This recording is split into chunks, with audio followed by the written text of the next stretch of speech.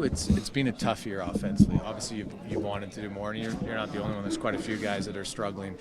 It doesn't matter maybe what happened. It's also moving forward. You've had a reputation of being able to score at key times.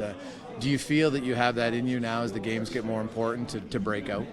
Well, you know what, it's, and I just talked about pressure and the games and how, pivotal they are in moving us forward and trying to solidify a playoff spot. But, that's what I said. That's when the game gets fun. Obviously the goals haven't gone in like I wanted them to, but, I have a chance here with 26 games and the most meaningful games of the season to start putting the puck in the net a little bit more and helping the team, like I said, get into that playoff spot. And that's the best part about hockey. Milan talked about it the other day that obviously when you're not scoring as regular, he goes, even veterans, your confidence wanes. You try to avoid that.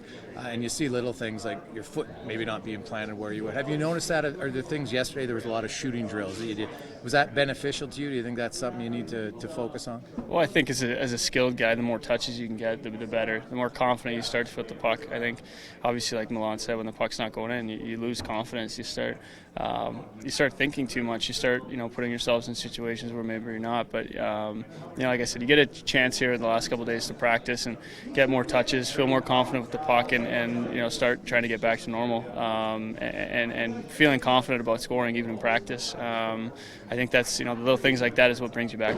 And some line juggling across the board for everyone. You played a lot with Connor this year. It's been a while. What do you have to do to get back in and maybe get in the flow that you guys had last year?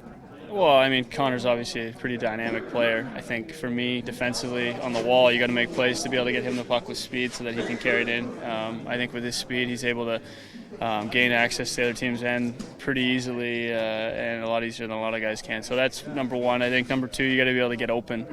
Obviously, he's a guy.